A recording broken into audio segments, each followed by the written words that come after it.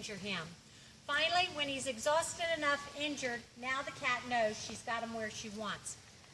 Literally in midair, they will swing from the neck through the air to the throat, grab the deer, pull it to the ground, and suffocate it by crushing the windpipe. So again, why would you want this at home as a pet if it could pull down a 10-point buck? And when people come over and make the comment, my gosh, I never knew how little they are. It's just a big fluffy house cat. You might want to add with a huge tiger stuffed in that body. All right, now these little guys mate once a year, only once a year, and the female will have anywhere from 1 to 3 babies. That's it. She'll raise them all by herself for 7 months, and she is actually considered one of the best moms in the wild. One of the reasons she's so protective, they say it does not matter what animal goes after her babies, she will go after it. Even a big black bear, especially a male bobcat. Male bobcats will attack baby bobcats. So they say because of that, it's not uncommon for a female to take out the male altogether if she catches them. She'll raise the kids for 7 months, and then at the end of 7 months, she knows she's done. She knows those kids are ready to be on their aggressive. She's getting the point across very quickly. Time for you guys to leave. Let's do it now. And once her kids leave home, they know they're never welcome back home, not even for a visit. So any kids here know once you grow up and she's done. All right, very cool little cats though. I love the attitude it seems that they have. I want no trouble from humans. Please don't mess with me in the wild, because if you do, I will give it back. So they don't seek out people to attack. In fact, if you ever come up on one, I think the best thing you can do is, first of all, enjoy the fact you're one of the lucky few to see a bobcat in the wild in its natural habitat. And as long as you let that little cat know you're there and it has plenty of room to escape around you, that's what it'll do. However, corner one of these little cats and you are going to have a serious fight on your hand. I think that's true of any wild animal. Let it have room to escape around you or it will come right through you. In New Jersey, we have had bobcats for years. Pretty much anywhere across the United States where you have a lot of wooded territory, you do have bobcats. So when people think we don't have enough woods up here in our state, otherwise they have no choice but to live in our backyards. But this is not an animal that lives comfortably close to humans, so as people move in, bobcats move out. Years ago, you could hunt bobcats in New Jersey. Why, we'd see our guy Cash in the winter time, and we actually have a picture on the bulletin board. Cash, being a northern bobcat, if we're going to have snow, turns silver and gray for winter. He's brown like her now. She's southern, because southern bobcats blend in with the wooded territory year-round, so she is always this color. So Cash is brown part of the year, but about November or December, we see a change in him if we're going to have snow. Only twice has he not changed silver and gray, and those were the 2 winters we had no snow. Any other time, he's turned silver and gray, November. However, last year, he turned silver and gray in August. So looking at him, thinking he's going on 21, maybe he's just going permanently gray like I'm starting to go. Well, have been for a few years, but anyway, or we're going to have a terrible winter with lots of snow. And sure enough, he knew what he was doing. So he is brown now because no more snow. He needs to blend in with the woods. All right, so northern and southern, they all, New Jersey, Ohio, and upper state New York. Anywhere else you can hunt these small cats. But yay for New Jersey for doing something right. But because they only mate once a year and have 1 to 3 babies, it's taken a while to build the population back. An example of how well our bobcats are doing, 2 years ago our state actually caught one in a trap to tag it. As they approached the little guy, they realized he had already been tagged. When they checked the date, he had been tagged 13 years before. And they estimated him when he was tagged the first time to be 2 years old. That is amazing to have a bobcat live 15 years in the wild. So it just goes to show what we can do if we protect them. One other thing about them, and I'll put her away, she's not happy being separated from him again, so she's ready to go back in and over.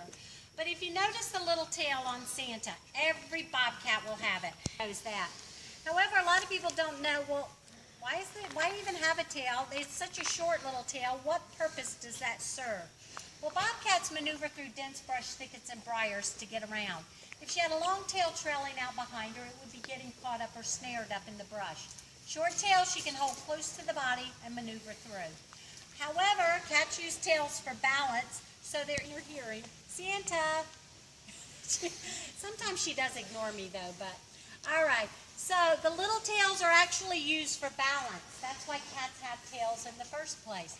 So enough tail for balance, not too much to get tangled in the brush. The back of those ears are marked very uniquely. They have actually been known to protect them from large predators. The way the ears protect them, the back of the ears look like a huge...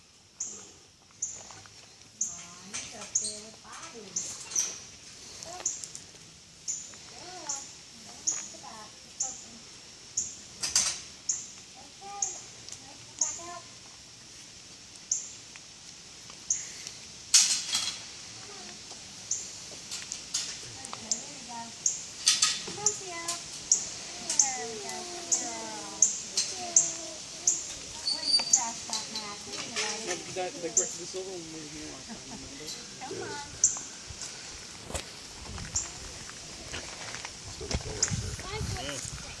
Cute, cute, cute, and cute. Come on.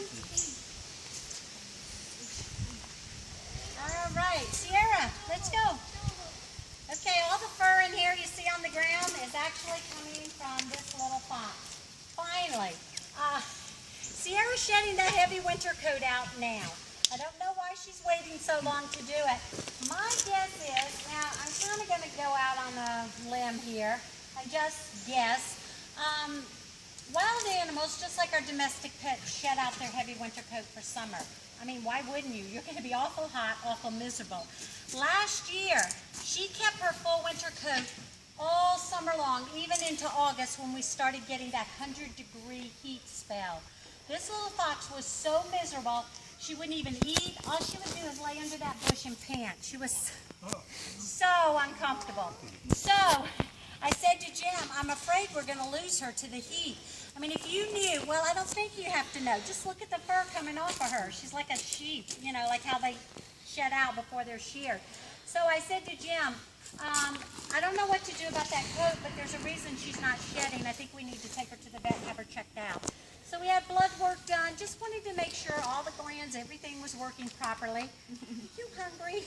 And come to find out, she was extremely healthy. So why was she not shedding her coat out? Well, we know now because we had one of our worst winters yet.